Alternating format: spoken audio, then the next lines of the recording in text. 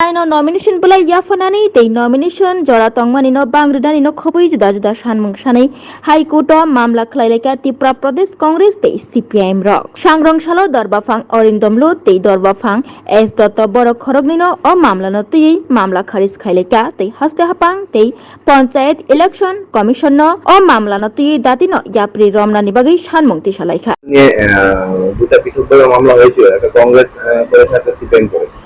কংগ্রেসের আপনি কি রায় দিয়েছেন মামলা? কংগ্রেস দলের তরফ থেকে উচ্চ আদালতের রিট মামলা করা হয়েছিল।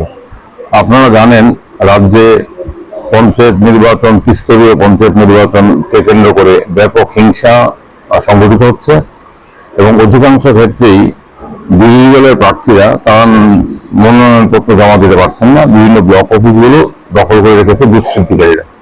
সেই পরিপ্রেক্ষিতে কংগ্রেস দলের তরফ থেকে পঞ্চায়েত নির্বাচন কমিশনারের কাছে কয়েকদিন পূর্বেই, মাসখানেক পূর্বেই দাবি করা হয়েছিল যে নির্বাচনে হিংসা এড়ানোর জন্য এবং বিরোধী দলের প্রার্থীরা যাতে নমিনেশন পেপার জমা দিতে পারেন তার জন্য অনলাইন নমিনেশন দাখিল করার ব্যবস্থা করা হোক।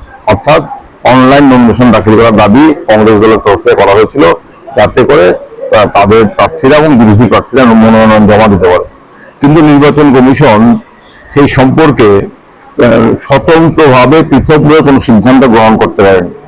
নির্বাচন কমিশন আইন দপ্তরের পরামর্শ অনুযায়ী কংগ্রেস দলকে জানিয়ে দিয়েছিল যে এটা বিষয়ে নির্বাচন কমিশনের সিদ্ধান্ত নেওয়ার সুযোগ নেই, এটা পঞ্চায়েত নির্বাচন পরিচালনার জন্য দায়িত্বপ্রাপ্ত রিটার্নিং অফিসাররা এই ব্যাপারে সিদ্ধান্ত নেবেন এবং কার্যত অনলাইন নমিনেশন পেপার দাখিল করার দাবি খারিজ করা হয়।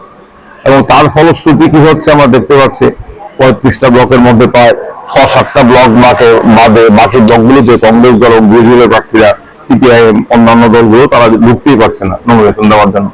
সেই পরিপ্রেক্ষিতে কংগ্রেস দলের তরফে রিট মামলায় মূল আর্জি ছিল যে পঞ্চায়েত নির্বাচনে অনলাইন নমিনেশন দাখিলের ব্যবস্থা করতে হবে এবং পঞ্চায়েত নির্বাচনের দিন, নমিনেশন দাখিলের দিন পিছিয়ে দিতে হবে।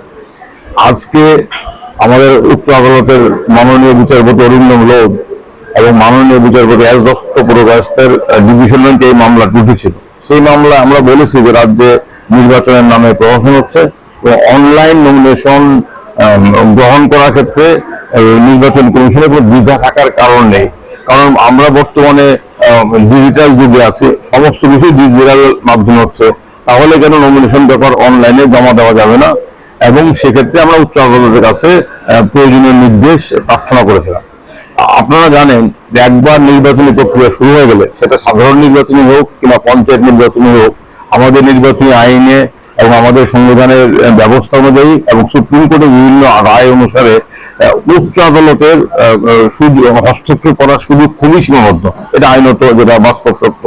তারপরও আজকে উচ্চ আদালত যে রায় দিয়েছে, সেই রায়ে উচ্চ আদালত আমাদের অনলাইন নমিনেশন দাখিল করার দাবির যৌক্তিকতাকে কিন্তু উচ্চ আদালত স্বীকৃতি দিয়েছে। কেন স্বীকৃতি দিয়েছে? উচ্চ আদালত বলেছেন, in our opinion, with the advancement of technology and with the over-increasing criminalization in politics, now it is high time that the Election Commission is to bring necessary amendment in law, making suitable provision so that candidates willing to contest election may file nomination papers through electronic means. In the democratic system of governance, if the authorities concerned must ensure free and fair election. According to us, online filing of nomination would play vital role to fulfill the Commission's statutory duty to maintain the period of election.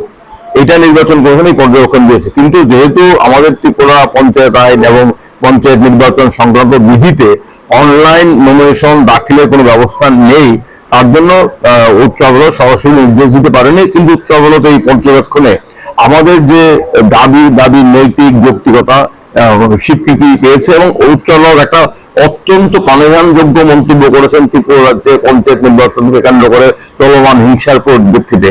কি মন্তব্য? উচ্চ আদালত over increasing criminalisation of politics, রাজনীতির যে অপরাধীকরণ ঘটছে সারা দেশে নয়, তার ভিত্তিতে এবং অ্যাডভান্সমেন্ট টেকনোলজি অনলাইন নমিনেশন দাখিলের ব্যবস্থা না করার দাবিটা যুক্তিযুক্ত। এবং ত্রিপুরার যে রাজনীতির অপরাধীকরণ চূড়ান্ত পর্যায়ে গেছে, সেই কারণেই কংগ্রেস দলের তরফ থেকে বলা হয়েছিল অনলাইন নমিনেশন দাখিলের সুযোগ দেওয়া হোক। নির্বাচন কমিশন মানেনি পঞ্চায়েত নির্বাচন কমিশন। এখন এই পর্যবেক্ষণের ফলে আগামী নির্বাচনে অন্তত অনলাইন নমিনেশন ব্যবস্থা হবে বলে আমরা বিশ্বাস করছি। আমাদের দাবির যৌক্তিকতা উচ্চ আদালত খুঁজে পেয়েছে। আর উচ্চ আদালত যেটা বলেছে, নির্বাচন কমিশনকে এবং রাজ্য সরকারের অবাধ নির্বাচন নিশ্চিত করার দায়িত্ব গ্রহণ করতে হবে। এই হচ্ছে আজকের উচ্চ রায়ের নির্যাস। একইভাবে কংগ্রেস দলের তরফে মামলা করা হয়েছিল, ঠিক একইভাবে মার্কসবাদী কমিউনিস্ট পার্টির তরফে আরেকটি মামলা করা হয়েছিল। দুটি মামলার শুনানি একসাথে হয়েছে এবং দুটি মামলাই একটা কমন অর্ডার দিয়ে নিষ্পত্তি করা হয়েছে। এই হচ্ছে আজকের মামলার সম্পর্কে যেটা বলার। এবং এখন আমরা দেখব নির্বাচন কমিশন কতটা দায়িত্ব পালন করেন, কারণ এটা দুঃখজনক হলো সত্য, নির্বাচন কমিশন তার দায়িত্ব পালন করতে পারছে না। আজকে আমি আদালতের কাছে এই বিষয়টা আদালতের নজর এনেছি। দেখুন, নির্বাচন কমিশন হচ্ছে স্বাধীন স্বতন্ত্র সংস্থা, রাজ্য সরকারের অধীন নয়। কংগ্রেস দলের তরফ থেকে যখন নির্বাচন কমিশনের কাছে বলা হলো অনলাইন নমিনেশনের ব্যবস্থা করতে হবে, তখন নির্বাচন কমিশন নিজস্ব সিদ্ধান্ত দিতে পারে। নির্বাচন কমিশন রাজ্য সরকারের আইন দপ্তরের সুপারিশ মোতাবেক সিদ্ধান্ত নিয়েছে। তাদের চিঠিতে আছে যে আমরা ল ডিপার্টমেন্টের কাছে রেফার করেছিলাম, ল ডিপার্টমেন্ট আমাদের কাছে এই অভিমত দিয়েছে। অর্থাৎ নির্বাচন কমিশন, পঞ্চায়েত নির্বাচন কমিশন স্বাধীন স্বতন্ত্র নিরপেক্ষ ভূমিকা পালন করতে পারছে না, যেটা করা তার দায়িত্ব কর্তব্য। এটা কিন্তু একটা দুঃখজনক ঘটনা। আমি উচ্চ আদালতের দৃষ্টিতে এই বিষয়ে এনেছি। উচ্চ আদালত বলেছে যেহেতু নির্বাচন প্রক্রিয়া শুরু হয়ে গেছে, উচ্চ আদালতের হস্তক্ষেপ করার ক্ষমতা সীমিত, আমরা মামলাটা এইভাবে নিষ্পত্তি করছি। মানে তারা যে কমপ্লেনটা করেছিল সেটাকে নিষ্পত্তি করে দেয়।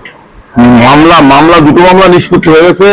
দুটো মামলা এইটুকু উচ্চ আদালত বলেছে যে অবাধ নির্বাচন, সুষ্ঠু নির্বাচন করার সাংবিধানিক দায়িত্ব, নৈতিক দায়িত্ব, আইনি দায়িত্ব পঞ্চায়েত নির্বাচন কমিশনের এবং রাজ্য সরকারের। উচ্চ আদালত আস্থা প্রকাশ করেছে এবং রাজ্য সরকারকে নির্দেশ দিয়েছে, পঞ্চায়েত কমিশনকে নির্দেশ দিয়েছে অবাধ সুষ্ঠু নির্বাচন করার ব্যবস্থা করতে। নির্দেশ কতটা কার্যকরী হবে আমরা দেখবো। আমাদের অভিজ্ঞতা অত্যন্ত হতাশাজনক। কিন্তু একটা কথা, today Tripura High Court has heard and disposed of two writ petitions. One has been filed by the Congress President Ashish Kumar Shah. Another has been filed by the CPIM Marxist Party.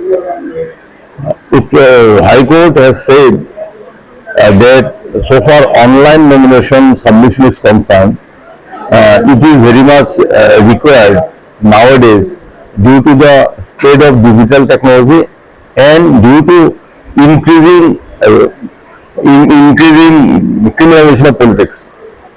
This is very necessary to ensure purity of the election. But as the existing Panchayat Act, Tripura Panchayat Act and rules framed thereunder does not specifically provide for online submission of nomination records, court has not been in a position to issue a direction.